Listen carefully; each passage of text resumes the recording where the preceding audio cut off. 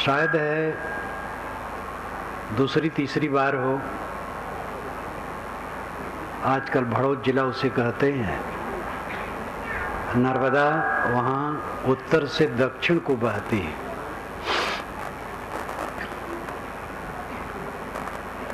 दाएं तरफ शुक्ल तीर्थ है और बाएं तरफ कबीर बड़ा है, यानी तट के पश्चिम तरफ शुक्ल तीर्थ है और तट के पूरब कबीर बड़ है, जो आज खड़ा है एक बहुत विशाल बाग के रूप में। 600 वर्ष पुराना है वो। तत्वा और जीवा ये दो ब्राह्मण बंधु वहाँ रहते थे और कबीर साहब के शिष्य थे। एक बार काफी दिन रह करके जब चलने लगे तो उन दोनों ने उनके पैर पकड़ लिए और कहे, साहब आप यहीं रहिए। वो टापू जैसा आज भी है,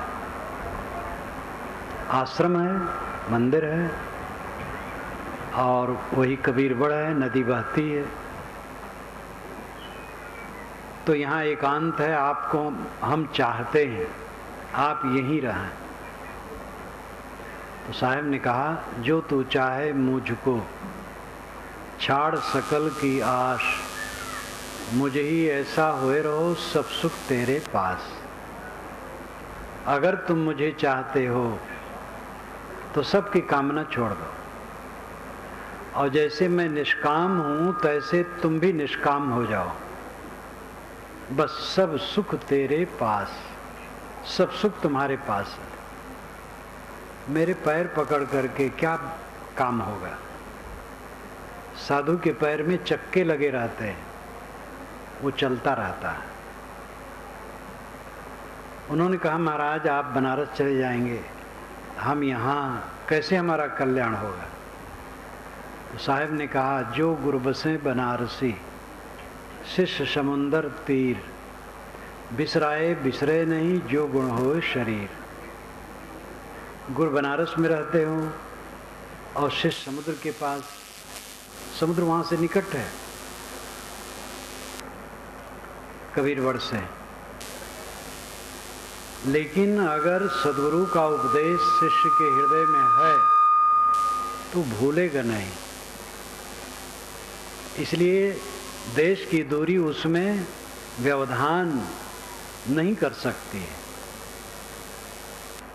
ये साहब का निर्देश आदेशात्मक एक कथन है, जो तू चाहे मुझको छाड़ सकल की आश, मुझे ही ऐसा हुए रहो सब सुख तेरे पास।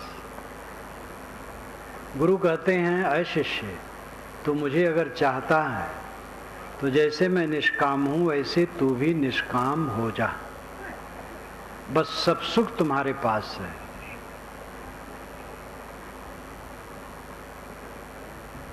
जीवन का परम सुख आत्म संयम में है, इस पर कम लोग ध्यान देते हैं। साधना पर ध्यान देने की आवश्यकता है। जितने लोग यहाँ बैठे हैं सब ध्यान दें। साधु को तो और करना चाहिए, गृहस्थ को भी करना चाहिए, स्त्री पुरुष सबको। 24 घंटे में निर्धारित कर लो कि इतना समय हम अकेले में बैठेंगे, ज्ञान के ग्रंथ पढ़ेंगे, चिंतन करेंगे और ध्यान करेंगे। ये 3 बात। अकेले में बैठना, घर में कुछ ऐसी जगह बनानी चाहिए जो हवा प्रकाशदार हो और शांत क्षेत्र हो, वहाँ बैठ जाए। जमीन में बैठना चाहिए, जमीन पर चटाई आसन बिछा लेना चाहिए और ज्ञान वैराग भक्ति के ग्रंथ पढ़ना चाहिए। टीवी जब से आया है और विकार बढ़ गया। अध्ययन चिंतन मनन की जगह पर टीवी लोग देखते हैं, खुराफात की बात दिमाग में भर लेते हैं।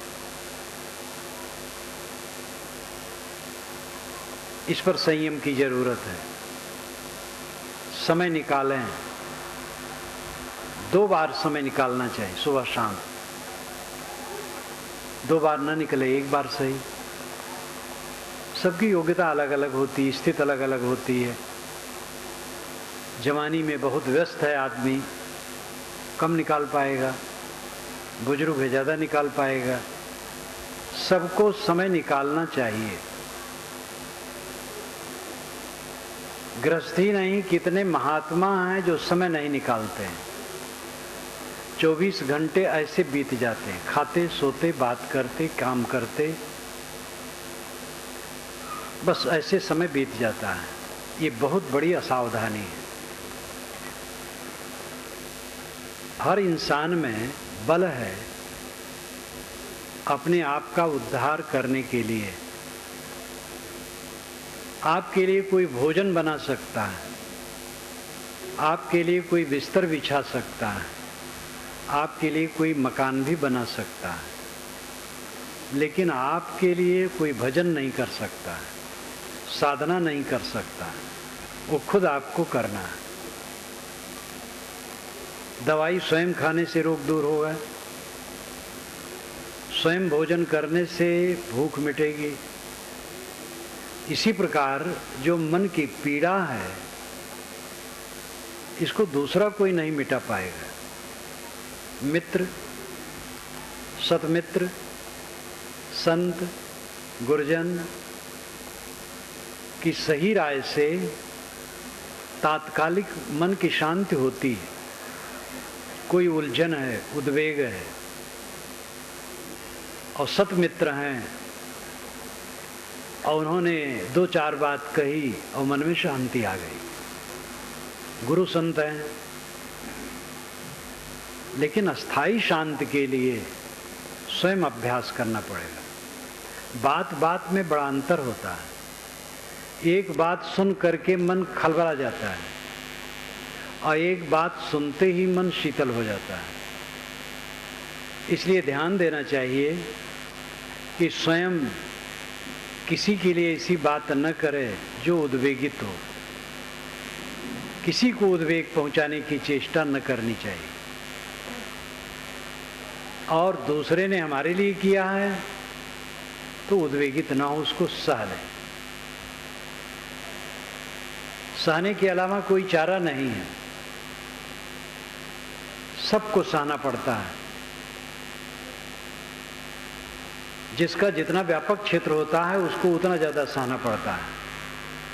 मनुष्यों का संबंध जितना अधिक होगा उतना अधिक सहना पड़ेगा, क्योंकि मनुष्यों में हर प्रकार के लोग होंगे।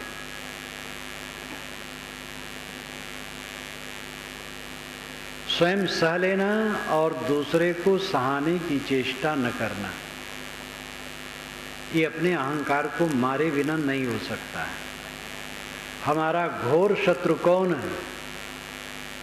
हमारे मन में टिका हुआ अहंकार। और बहुत प्यारा लगता है। कोई मान बढ़ाई दे हमें तो बड़ी खुशी होती है। मान बढ़ाई में फूलना मानो विष ग्रहण करना है।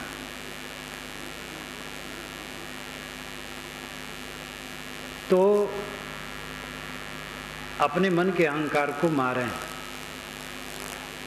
उद्वेग शून्य हो, दूसरे को उद्वेगित न करें। जो जितना उद्वेग शून्य होगा उतना उद्वेगित नहीं करेगा। जो उद्वेगक है, दूसरे को उद्वेग देता है, इसका मतलब है अंदर में वो असंतुलित है, अशांत है। दुखी आदमी दुख देता है, सुखी आदमी सुख देता है। पैसा वाला ही किसी को पैसा दे सकता है, विद्वान किसी को विद्या दे सकता है, ज्ञानी किसी को ज्ञान दे सकता है, दुखी किसी को दुख देता है और सुखी सुख देता है।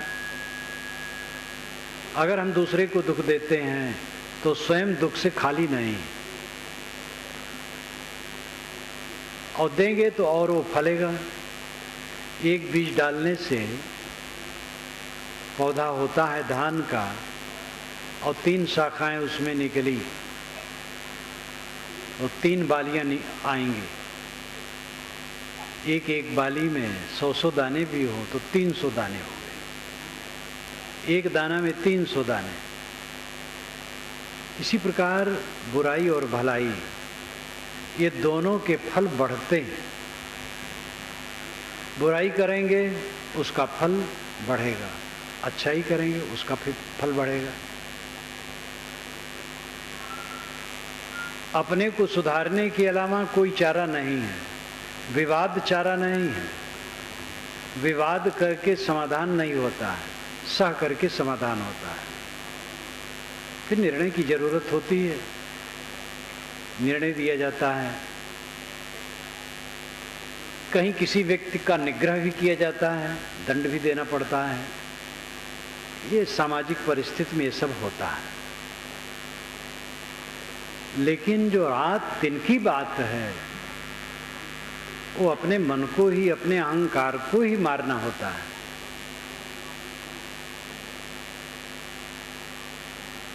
न्याय नीति की बात जो होती है वो कभी कभी होती है।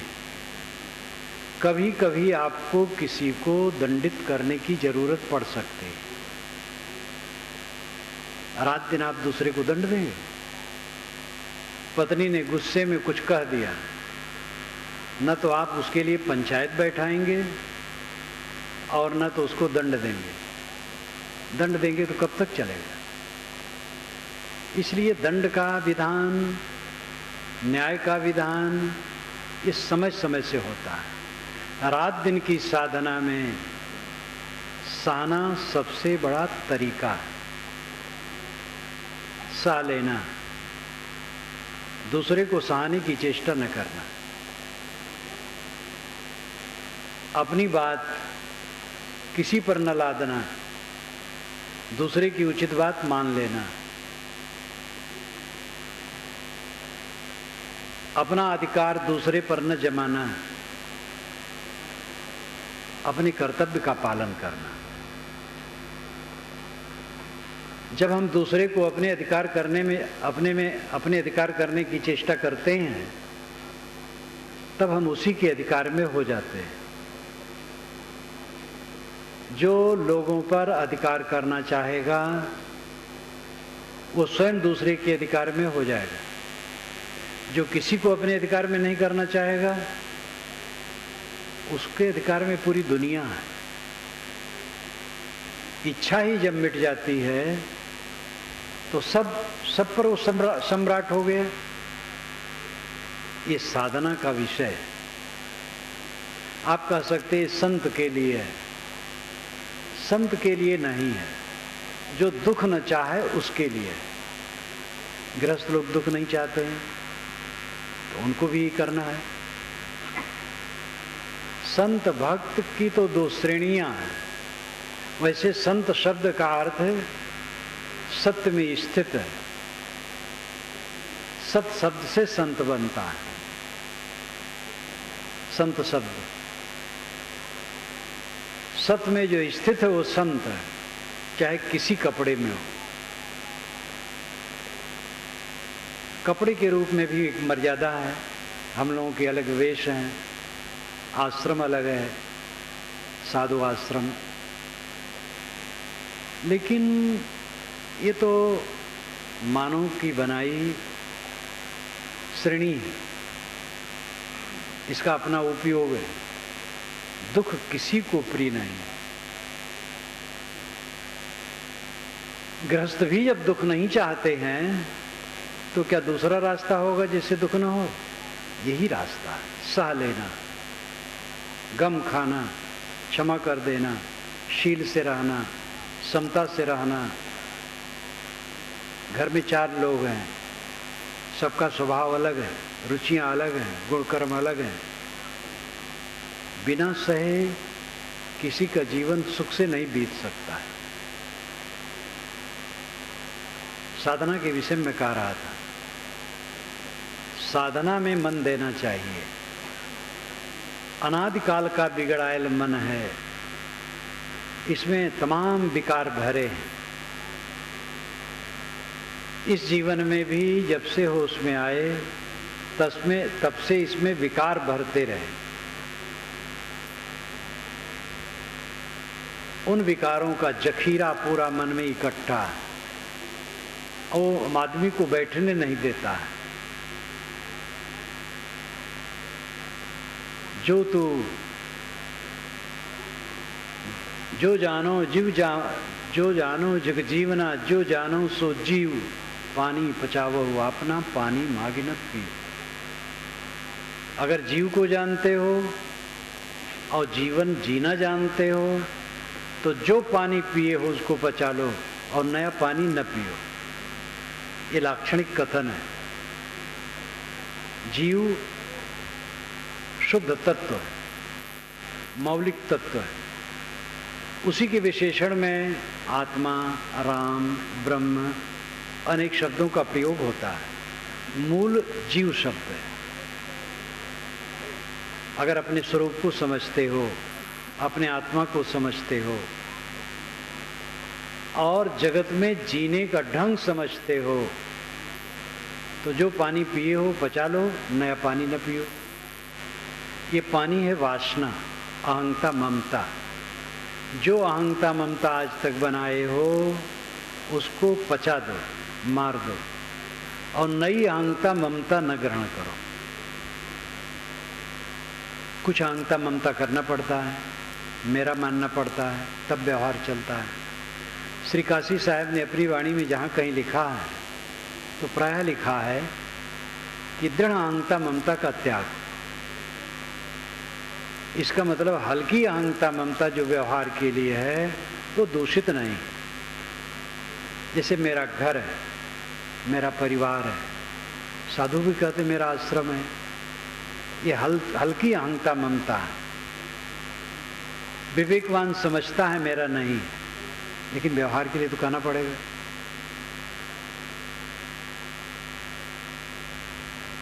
दृढ़ करके अपना नहीं मानता है। सांप अगर अपने बिस्तर पर आ गया है, वहां से हटेंगे नहीं या उसको किसी तरफ फेंकेंगे नहीं तो मंगल नहीं। हमारी अहंता ममता सांप है जो हमें रात दिन काट के विषाक्त करता है। इसका त्याग किए बिना किसी को शांति नहीं मिल सकती। ये सब सूझ नहीं हो सकती है जब तक अकेले में न बैठे, स्वाध्याय न करे, चिंतन न करे और ध्यान न करे। सेवा के बाद ये तीन खास हैं। हर आदमी को सेवा परायण होना चाहिए। अपनी शक्ति और योग्यता के अनुसार जहाँ रहे सेवा परायण हो।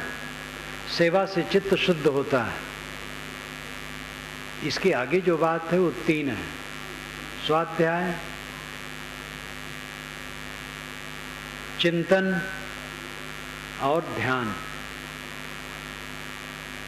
स्वाध्याय सदग्रंथों का अध्ययन, चिंतन अपने पर सोचना, मेरे मनोविकार कितने शेष हैं, कितने मिट गए,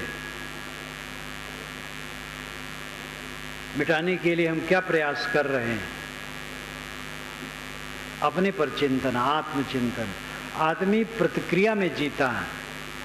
जब से नींद खुलती है और फिर जब सोते हैं, इस बीच में आप अपना परीक्षण कीजिए तो कितना समय प्रतिक्रिया में जाता है और कितना समय आत्मचिंतन। कितने लोगों का तो पूरा जब तक जागते हैं प्रतिक्रिया में ही जाता है। प्रतिक्रिया, रिएक्शन। अमुक ने कहा तो अब उसको उत्तर दे रहे हैं मन ही मन। अब ऐसा उत्तर देते रहते हैं और कुछ मतलब नहीं। अनुकूल मिला, प्रतिकूल मिला, अनुकूल की भी प्रतिक्रिया होती है, अनुकूल की प्री प्रतिक्रिया होती है, प्रतिकूल की अप्री प्रतिक्रिया होती है। आदमी का मन कुतर्कों से भरा रहता है, रिएक्शन से भरा रहता है, प्रतिक्रिया से भरा रहता है। प्रतिक्रिया नरक है, चित्त का नरक है प्रतिक्रिया। स्वयं जांच करें, स्वयं सफाई करें। कौन सफाई करेगा? भगवान कृपा कर देंगे, गुरु कृपा कर देंगे, लोग कहा करते हैं। सबकी कृपा, अपनी कृपा अपने ऊपर करना होगा।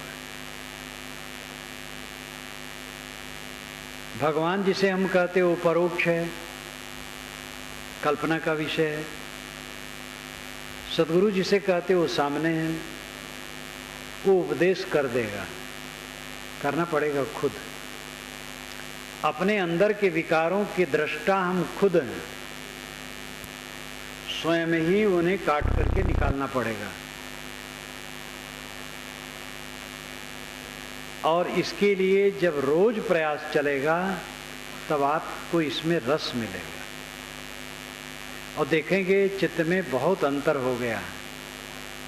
जितना पहले कलह करते थे, उद्वेगित होते थे, अशांत होते थे, लालसाओं से भरे होते थे, वो काफी घट गया। मन को राहत मिल गई। करते चलें, विकार कटते जाएं।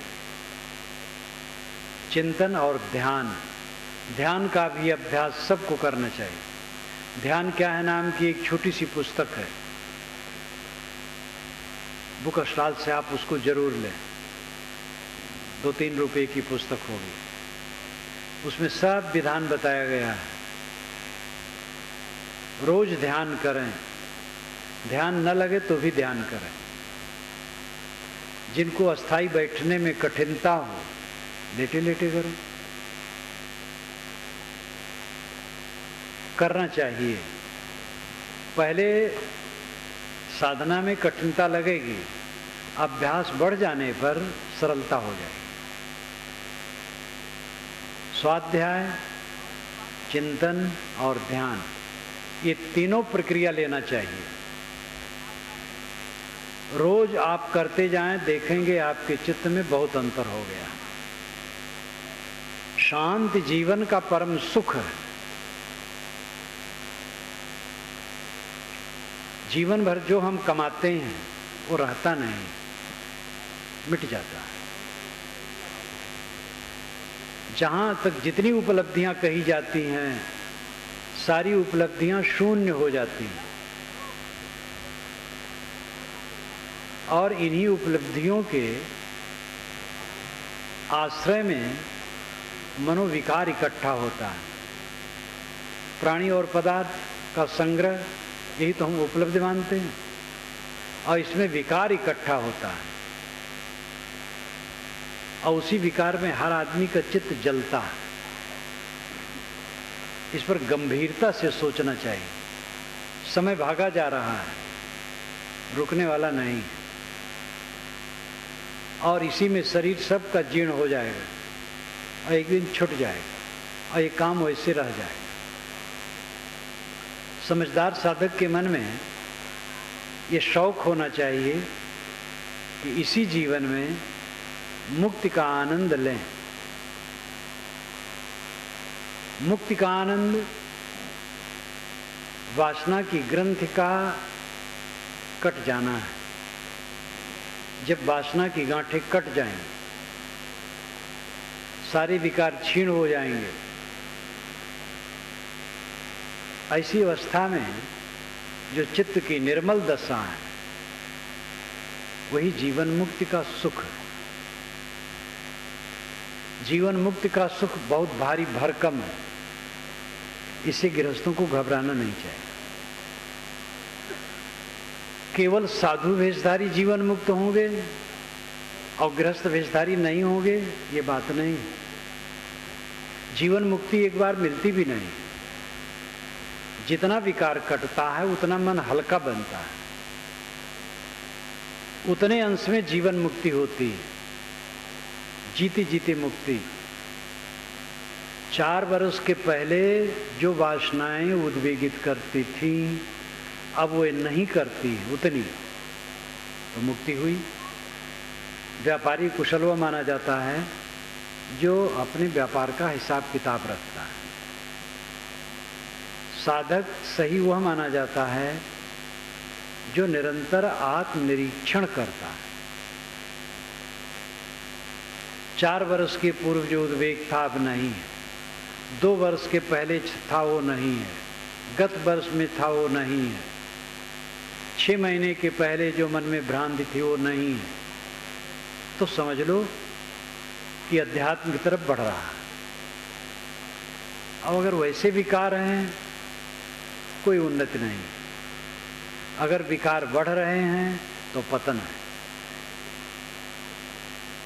विकार निरंतर घटने चाहिए। भवसागर कहाँ है?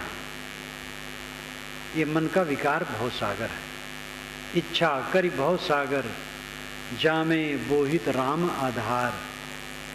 कहीं कबीर हरि शरण गहु, गोखुर बच विस्तार। इच्छा करी भवसागर, इच्छा करके भवसागर बनाया जाता है। विषय वासना की जितनी इच्छाएं हैं यही भवसागर बनाती है। जामे बोहित राम आधार। साहब कहते इस भवसागर से पार होने के लिए राम का आधार बोहित, बोहित नाम जहाज है, राम ही जहाज है। कहीं कबीर हरि शरण गहु, गोखुर बच विस्तार। साहब कहते हर की शरण लो तो गऊ का बछड़ा का जो खुर है कहीं गीली जमीन में पड़ जाए, थोड़ा सा गड्ढा होता है, उसको लागने में क्या कठिनता है। संसार सागर इसी प्रकार वो लाग जाएगा। जो मन के विकारों को काटेगा, राम जहाज पर बैठेगा और हरि की शरण लेगा। ये राम क्या है, हरि क्या है? ये सगुण उपासकों के शब्द हैं। साहब इसको कैसे लेते हैं? साहब उदार थे, वे किसी के शब्द से परहेज नहीं करते हैं। सभी शब्दों को लेते हैं और खंडन भी करते हैं, मंडन भी करते हैं। हरि ठग ठगट ठगौरी लाई। हरि ठग है, जो ठग रहा है ठगौरी ला करके। ये कौन सा हरि है? मन की भ्रांत से यहाँ अर्थ है। हमारी ऐसी हरि की कल्पना है जो मन की भ्रांति है, तो हम ठगा गए। लेकिन बाएं दहिने तजु विकारा, निजके हरिपद गहिया। बाएं दहिने सब विकार छोड़ दिया, निज स्वरूप हरि है और उसकी स्थिति को पा गया, फिर कल्याण हो गया। हरि बिन भरम विगुरचन गंदा, हरि हीरा जन जौहरी। साहब ने हरि शब्द का प्रयोग बहुत किया। वेदों में हरि का अर्थ होता है अश्व, आत्मा परमात्मा नहीं। हरि का अर्थ होता है अश्व, घोड़ा। वो अश्व है सूरज की किरणें। वाल्मीकि रामायण में हरि का अर्थ होता है वानर। हरि का अर्थ आत्मा परमात्मा परक। ये ईसा के लगभग बना है। ईसा के बाद इसका ज्यादा विकास हुआ है। राम शब्द का प्रयोग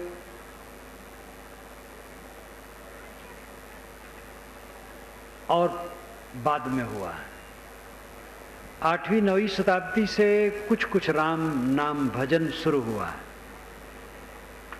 11वीं शताब्दी में बढ़ गया, फिर बढ़ता चला गया। हरि और राम, इन दोनों शब्दों का प्रभाव सदगुरु कबीर पर पड़ा और उन्होंने इसको लिया। यथास्थान खंडन मंडन दोनों है। अगर राम या हरि परोक्ष है तो उसका खंडन साहब करते हैं, और परोक्ष है उसका मंडन करते हैं। परोक्ष का मतलब है कल्पना का विषय। 3 विषय सामने हैं आपके, प्रत्यक्ष, परोक्ष और अपरोक्ष। ध्यान दीजिएगा। प्रत्यक्ष इंद्रियों का विषय है और परोक्ष मन का विषय है, और अपरोक्ष मन और इंद्रियों के विश्राम के बाद होता है। कबीर दर्शन में रहस्यवाद में मैंने इसको लिखा है, पहले अध्याय में। आंख नाक कान जीभ चाम, से जो कुछ जाना जाता है यह प्रत्यक्ष है।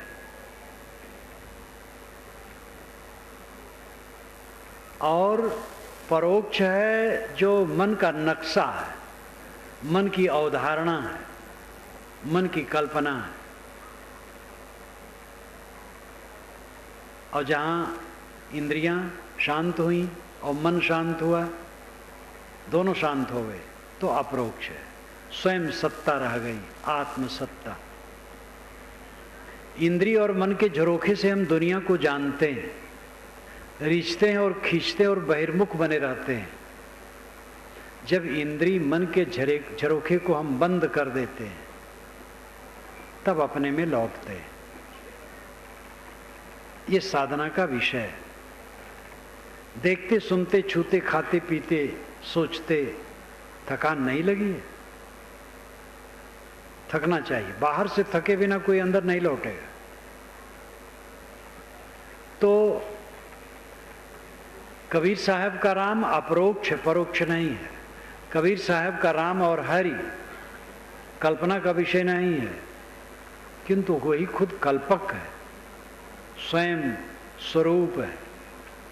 हरि शरण, हरि का आधार, स्वरूप स्थित है। अपने में लौट आना हरि शरण है। हरि कोई व्यक्ति नहीं, विश्व के लिए हरि कहा गया। ये पीछे, बहुत पीछे कहा गया। विष्णु वेद में है और उसका अर्थ होता है प्रवेश करना। सूरज की किरणें सब में प्रवेश करती हैं, इसलिए सूरज को विष्णु कहा गया।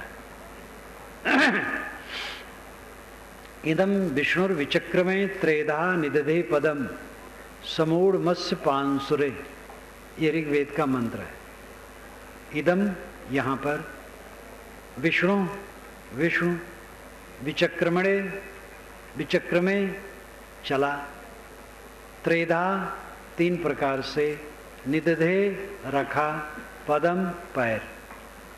यहाँ विष्णु चला, तीन प्रकार से कदम रखा। समूढ़ मत्स्य पांसुरे, उसके पैर की धूल से, पांस नाम धूल, उसके पैर की धूल से सारा संसार ढक जैसा गया। ये अलंकारों में कहा हुआ है। सूरज विष्णु है और उसकी किरणें उसके कदम हैं। पृथ्वी, अंतरिक्ष और दुलोक में उनका पड़ना तीन कदम है। सूरज की किरणें पृथ्वी में पड़ती हैं, अंतरिक्ष यानी आकाश में पड़ती हैं, दुलोक यानी तारामंडल में पड़ते हैं। यही उसका तीन कदम है। तो सूरज को विष्णु कहा गया क्योंकि उसकी किरणें सब में प्रविष्ट होती हैं। आगे चल करके विष्णु एक आकार बनाया गया, चतुर्भुज, उसको विष्णु कहा गया। इस सगुण उपासना के लिए है। लेकिन असली विष्णु जो उपासनीय है वो घट घट में। विष्णु का अर्थ ही जो प्रवेश करे, सब घटों में प्रविष्ट है, वही विष्णु है। आदि दैविक विष्णु प्रकृति का नियम है। आदि भौतिक विष्णु ये प्राणी जगत है। आध्यात्मिक विष्णु अपना आत्मा है। कल मैंने इसको विस्तार से कहा था कि सत्ता के तीन अंश, तीन भाग, आदि दैविक, आदि भौतिक, आध्यात्मिक। आदि दैविक जड़ प्रकृति क्षेत्र, आदि भौतिक प्राणियों का क्षेत्र, आध्यात्मिक अपने आत्मा का क्षेत्र। जो सब में प्रविष्ट करे वो विष्णु है। जड़ प्रकृति में उसके नियम प्रविष्ट हैं, तो नियम विष्णु है। नियम को पहचानो, नियम से चलो, ये विष्णु की उपासना है। आपका छोटा सा पेट है, कितना खाना चाहिए ये पेट बताता है। पेट के अपने नियम हैं। जब काम भर का भोजन पेट में चला जाता है तो अंदर से घंटी बज जाती है कि हो गया। लेकिन चोक चटकार के चक्कर में या थोड़ा और खा लें, कौन जाने भूख न लग जाए, असावधानी में और खा ली और विकार पैदा किए। नियम, पेट का नियम बता देता है कि काम भर का हो गया, प्रलोभन में पढ़ करके गलत करते हैं। सब जगह नियम है, उन नियमों को पहचानना और नियम के अनुसार काम करना, ये विष्णु को समझना है। सब घट में जो प्रविष्ट है आत्मा, ये विष्णु है। सबको विष्णु समझना। अपने घट में भी आत्मा प्रविष्ट है, मैं स्वयं हूं, ये स्वयं विष्णु है और यही हरि है। विष धातु से विष्णु शब्द बनता है। विष का अर्थ ही होता है प्रवेश करना। मानस में आता है, प्रविश नगर कीजे सब काजा, हृदय राख कौशलपुर राजा। प्रवेश करके, विष प्रवेश करना, जो घट घट में प्रविष्ट है वो विष्णु है। ये अनुभविक है, वैज्ञानिक है, तथ्यपरक है। कोई विष्णु लोक है, घोर काल्पनिक है। ये आत्मलोक ही विष्णु लोक है। कोई अपने मन को समेट ले और अपने आत्मा में निमग्न हो जाए, विष्णु लोक में पहुंच गए। पहुंचना है ही नहीं है। विष्णु लोक में तो मेरा निवास ही है। आत्मा विष्णु है, अब आत्मा में स्थित हो गया, विष्णु में स्थित हो गया, विष्णु को पा गया। कहां कबीर हरि शरण गो, हरि विष्णु राम की शरण का अर्थ है केंद्र में आ जाना। शरण यही तो होता है किसी महापुरुष के पास जाकर के समर्पित हो जाना, यही शरण है। आत्मसमर्पण अंतिम शरण है। तथागत बुद्ध ने कहा अपनी शरण में जाओ। गुरु की शरण में जाओ ठीक, लेकिन गुरु कहता अपनी शरण में जाओ। साहब ने क्या किया? जब उन्होंने कहा तत्व जीवन है कि महाराज आप ही रहिए, तो उन्होंने यही तो कहा, जो तू चाहे मुझको छाड़ सकल की आस, मुझे ऐसा हो रो सब सुख तेरे पास। तो उन्होंने दूसरे शब्दों में कहा तुम अपनी शरण में जाओ। एक केंद्र होता है, दूसरा परिधि। ध्यान दीजिए, केंद्र और परिधि। तेली का कोल्हू, नए बच्चे तो तेली कोल्हू देखे भी ना होंगे। जमाना बदल गया, कोल्हू खत्म हो गया, बैल से तेल पेरना खत्म हो गया, मशीनें हो गई, कोल्हार भी खत्म हो गया। जो बैल से पेरते थे गन्ना, अभी भी कुछ चल रहा है। तेली का बैल चलता है दिन भर, लेकिन केंद्र में नहीं पहुंचता है, परिधि में घूमता है। परिधि चारों तरफ का चक्कर, केंद्र जो बीच का हिस्सा है। जैसे गाड़ी का चक्का है तो धुरी परिधि में है,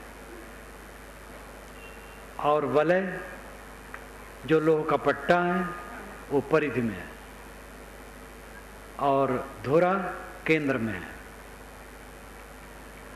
आत्मा केंद्र है और मन परिधि है। जितना हम सोचेंगे परिधि में घूमेंगे, सोचना बंद होगा केंद्र में आ गए। क्या सोचेंगे? वहां गए, घर द्वार सड़क गलियां, राग द्वेष हानि लाभ मान सम्मान विषय वासना, यही सब तो सोचेंगे। इसको न सोचें, दया क्षमाशील विचार सोचें, ये कल्याणकारी है। लेकिन ये भी परिधि ही है। केंद्र में आदमी तब पहुंचता है जब सोचना खत्म हो जाता है। सोचना खत्म होता है, ये विश्वास कीजिए। आप अभ्यास करेंगे तो आपको अनुभव हो जाएगा। साधना की ऐसी अवस्था आएगी कि आप सोचना छोड़ देंगे और शांत हो जाएंगे, कुछ नहीं सोचेंगे, एकदम निरांत शांत, ऐसी अवस्था आएगी। लेकिन इसमें दो चीज की जरूरत है, वैराग की अधिकता और अभ्यास। वैराग शब्द से भी गृहस्थ लोग बिदकते हैं। वैराग एक मन की अवस्था है, कपड़ा नहीं। हम लोगों का कपड़ा वैराग नहीं, ये चिन्ह भर है। वैराग मन की अवस्था है। वैराग का शुद्ध शब्द है विराग, मोह न करना। जितना जो चिंतन मनन करेगा आध्यात्मिक, उतना विराग बढ़ेगा। आखिर चित्त स्थिर क्यों नहीं होता है? एकाग्र नहीं होता है, संयत नहीं होता है, शांत नहीं होता है, क्यों? क्योंकि बाहर लगा है, विषयों में लगा है। विषयों से छूट गया तो हान लाभ में लगा है, मान अपमान में लगा है, अहंकार की धुरी टूटी नहीं, इसलिए मान अपमान में उबल रहा है। जब अपने अहंकार को मारेंगे तब मान अपमान में भी नहीं उबलेंगे। निमित्त तो जीवन भर मिलेंगे। जैसे कोई यहां आकर के मुझे गाली देने लगे और मैं दुखी हो जाऊं, तो दुखी होने में वो गाली देने वाला निमित्त है, लेकिन उपादान, दुख का उपादान मेरे अंदर में है, जो मेरा अज्ञान और अहंकार है। अगर वो खत्म हो जाए, हमारे अंदर का अज्ञान अहंकार खत्म हो जाए, दुख का उपादान, तो निमित्त बेकार हो जाएगा। कोई गाली दे, हम दुखी नहीं होंगे। आप ये भी ध्यान दीजिए, जीवन भर आपको निमित्त मिलते रहेंगे, बच नहीं सकते। गाली पाएंगे, बड़े बड़े पुरुष गाली पाए, जीवन मुक्त पुरुष जीवन भर गरियाए गए हैं। कृतार्थ आत्मा पुरुष को गाली दी गई है, कोई बचा नहीं। इस दुनिया में कोई ऐसा सिर नहीं है जो निंदा से बचा। ये देखना है कि हम निंदित कर्म करते हैं कि नहीं। निंदित कर्म न करें, चिंता न करें, चिंताहीन होकर के जिए।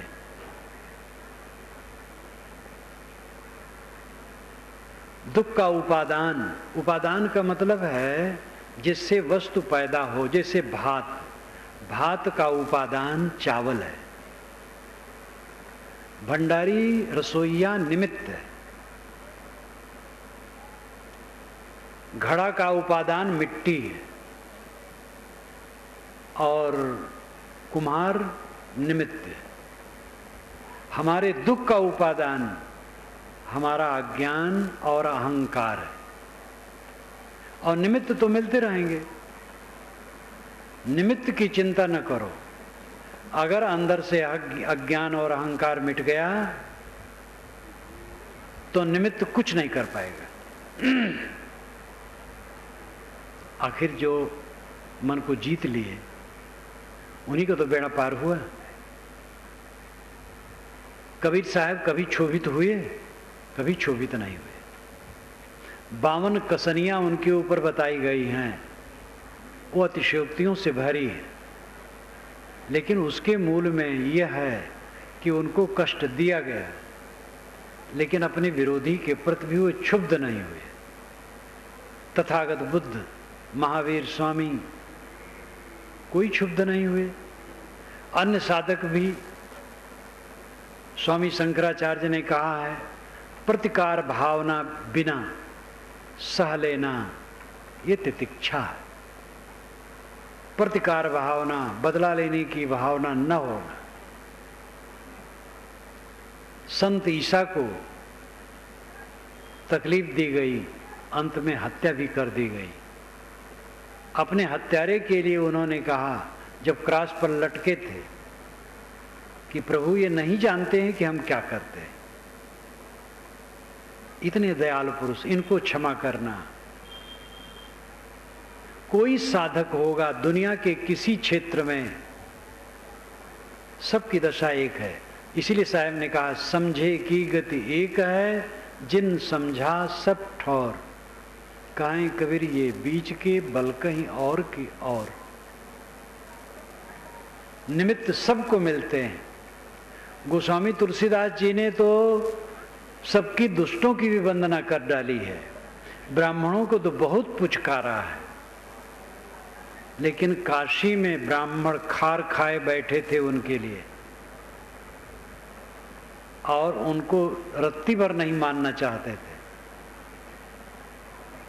कैसा संसार है। जिस महापुरुष ने ब्राह्मणों की फिजूल प्रशंसा की है, पूजी विप्र शील गुणहीना, ये फिजूल प्रशंसा है, बल्कि खतरनाक है। लेकिन उसी महापुरुष को ब्राह्मणों ने सताया काशी में। कोई साधक है, साधना का लक्षण ही है प्रतिकार भावना से रहित होना, हाँ कुसंग से बचना। ये नहीं कि बेवकूफ बना रहे और कुसंग का सेवन करे। जहाँ उद्वेग पैदा हो, जहाँ अशांति पैदा हो, कुसंग रहे, तो विवेकवान उससे बचा के चलेगा, हट के चलेगा, लेकिन उसके लिए मन में दुर्भाव नहीं रखेगा। तो केंद्र आत्मा है, मन परिधि है। आप अपनी परीक्षा कीजिए, कितने समय परिधि में जीते हैं, कितने समय केंद्र में। कितने लोग तो केंद्र समझते ही नहीं, जो समझ गए हैं वो कितने लोग उसमें जीते हैं। परिधि ही में लोग घूमते रहते हैं, स्मरण स्मृतियां ख्यालात डूबे रहते हैं उसी में। साधना करते करते ऐसा समय आता है जब साधक की परिधि समाप्त हो जाती है और केंद्र में आ जाता है। सोचना बंद हुआ, केंद्र में आ गए, कहीं आना जाना थोड़े है। चित्त बाहर रम रहा था, परिधि में घूम रहे थे, चित्त शांत हो गया, केंद्र में आ गए। चित्त शांत होते ही केवल दशा, अद्वैत दशा, निर्वाण दशा, स्वरूप स्थित होती है। ये सब के अर्थ एक है। केवल रह जाना, अकेला, अद्वैत हो जाना, अकेला रह जाना, निर्वाण हो जाना, वासनाओं का बुझ जाना, स्वरूप स्थित सहज समाधि, सब एक बात है। मन की एकाग्रता साधना चाहिए। साधते साधते ऐसा क्षण आएगा कि चित्त शून्य हो जाएगा, शांत हो जाएगा। 1 मिनट अगर चित्त शून्य हो तो उस समय का जो सुख होगा वो अद्भुत होगा। आप 50 वर्ष में पहुंच गए हैं, अगर 1 मिनट चित्त बिल्कुल शांत हो गया तो 50 वर्ष में वही 1 मिनट आपका जीवन है, और बाकी ऐसे गया। ये शौक होना चाहिए। साधना करें, स्वाध्याय करें, चिंतन करें, अकेले में बैठें, मन के विकारों को काटें, मन की शांति प्राप्त करने का प्रयास करें। वृत्ति और आत्मा का मिलन। सद्गुरु ने रूपक बहुत बढ़िया दिया है। कहा सुनी की है नहीं, देखा देखी बात, दुल्हा दुल्हन मिल गए फीकी परी बारात। साहब कहते ये स्वरूप स्थित की बात है, आत्म शांति की बात है, कहा सुनी की नहीं। कहा सुना जाता है विचार बनाने के लिए, प्रेरित करने के लिए और प्रेरणा पाने के लिए। कहा जाता है दूसरा प्रेरित हो, सुना जाता हमें प्रेरणा मिले। तो प्रेरणा पाने के लिए, प्रेरणा देने के लिए कहना सुनना होता है। प्रेरित हो करके जब साधना में साधक दृढ़ हो जाता है तब वो दशा आती है। कहाँ सुनी की है नहीं, देखा देखी बात। देखा देखी आमने सामने, दुल्हा दुल्हन मिल गई फीकी परी बारात। बारात गई, दूल्हा गया। दूल्हा तो अपने को सजाता ही है, दूसरे लोग उसको सजाते हैं। बाराती लोग भी जितना बन सकता है सज के जाते हैं। बारात में अगर जाना होता है और अपने पास कपड़ा योग्य न हो तो मित्रों से ले लिया जाता है। जितना बन सकता सब बाराती सज के जाते हैं, लेकिन सबका सजना बेकार हो जाता है। दूल्हा गया माड़ों में, मंडप में, दुल्हन से मिल गया, दूल्हा दुल्हन मिल गए और बराती बेवकूफ होके लौट आए, कुछ नहीं पाए। सजे तो खूब बराती, लेकिन बेवकूफ होके लौट आए। फीकी परी बारात। यहां अर्थ दुल्हा है आत्मा, दुल्हन है वृत्ति, मनोवृत्ति, और बारात है तत्व प्रकृति, ये बाह्य जगत प्रपंच। जब साधना में सन्नद्ध हुए और चित्त स्थिर हुआ तो वृत्ति का आत्मा में लय हो गया। लय होने का मतलब यही है, वृत्ति शून्य हो गई, आत्मा शेष है। तो दूल्हा दुल्हन मिल गए, बारात फीकी हो गई, तत्व प्रकृति फीकी हो गई, जगत प्रपंच फीका हो गया, चित्त सबसे अनासक्त हो गया। बहुत सरल काम है, कठिन इसलिए लगता है कि करते नहीं। थोड़ा दिन करें, देखो कितनी उन्नति हो जाएगी। लगन से, लगन का अर्थ है जिसमें हमारी लगन हो, वो काम जब तक पूरा ना हो तब तक हम चैन से ना रहें, ये लगन का लक्षण है। जिसके लिए लगन है वो काम पूरा भी नहीं हो रहा है और हम आराम से रह रहे हैं, तो कहाँ लगन है? बाहर की चीज में तो परतंत्रता है। किसी को लगन हो हम प्रधानमंत्री बन जाए, सब तो प्रधानमंत्री नहीं बनेंगे। किसी को लगन हो कि सोने का मकान बन जाए, तो सोने का मकान कहाँ बन जाएगा? दुनिया की जो संभव बातें हैं उनमें भी लगन होने से मात्र से नहीं हो जाता है। जैसे आप करोड़पति हो जाए, ये संभव है, लेकिन सब करोड़पति कहाँ होंगे? नहीं होंगे। लेकिन जो आत्मस्थित है, आत्म शांति है, सदैव आनंदित होकर के जीना, ये अपने हाथ में। ये तो अपने विकारों को दूर करना है, मनोविकारों को दूर करना, और कुछ नहीं करना है। अपने अहंकार ममकार को मारे, मनोविकारों को मारे, सदैव आनंद कंद है। मनुष्य का लक्ष्य वह है जो अपने आप पर निर्भर है और देश काल की दूरी जिसमें नहीं है। इस पर जरा ध्यान दीजिए। जो दूसरे देश में मिले और दूसरे काल में मिले वो अपने जीवन का लक्ष्य नहीं। इसी काल में और इसी देश में वह है। स्वयं आत्मदेश है, स्वरूप देश है, आत्मदेश है, और इसी काल में वो प्राप्त है।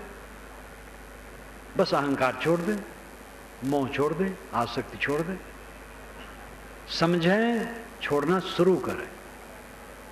छोड़ते छोड़ते छूटेगा। बहुत दिन का कोड़ है, रगड़ते रगड़ते साफ होगा, लेकिन पक्का है साफ होगा, पूरा साफ होगा। सबकी एकमात्र यही अभिलाषा है कि हम सदैव ऐसे सुख में जिए जिसमें दुख नाम की चीज न हो। और ऐसा सुख कहाँ है? दुनिया का सुख तो केवल धोखा है, केवल धोखा है। दुख के अलावा उसमें कुछ भी नहीं। वो चाहे वैवाहिक संबंध हो, चाहे गुरुवाई हो। आप कहेंगे ऐसी तुलना क्यों कर रहे हैं? तुलना तो करनी पड़ती है। एक युवक और युवती परस्पर विवाह करते हैं, बहुत भावना रहती, स्वर्ग की भावना रहती। कुछ ही दिन में नरक लगने लगता है, स्वर्ग और उड़ जाता है, और बुढ़ापा तक पहुंचते पहुंचते तो भाएं भाएं भाएं भाएं, बस और कुछ नहीं। गुरुवाई के चक्कर में जो ताव बावले हैं, गुरुवाई से शांति मिलती है। शांति तो मन को निर्मल करने से मिलती है। गुरुवाई के लिए, महंती के लिए मारा मारी, राग द्वेष, कलह कल्पना, मुकदमेबाजी, होड़, गुरुआई भी फांसी है। सहज रूप में निष्काम होकर के सेवा करना ठीक है। थोड़े में अंतर होता है। ठाव गुण काजर, ठाव गुण कारिक। योग दर्शन का निर्विकल्प दूसरे ढंग का है। वहां कई कैटेगरियां बांटी गई है, वो अपना उनकी शैली है। लेकिन पारक सिद्धांत का निर्विकल्प, वेदांत का निर्विकल्प एक है। संकल्प शून्य हो जाना पारखी और वेदांती दोनों एक ढंग से कहते हैं। और ऐसा होना सरल है। काम करें, अपनी अपनी योग्यता के अनुसार सब लगें। स्त्री पुरुष गृहस्थ विरक्त सब प्रतिदिन समय निकालें। अकेले में बैठें, स्वाध्याय करें, आत्मचिंतन करें, ध्यान करें, लेखा जोखा रोज रखें। मन के विकार कितने घटे।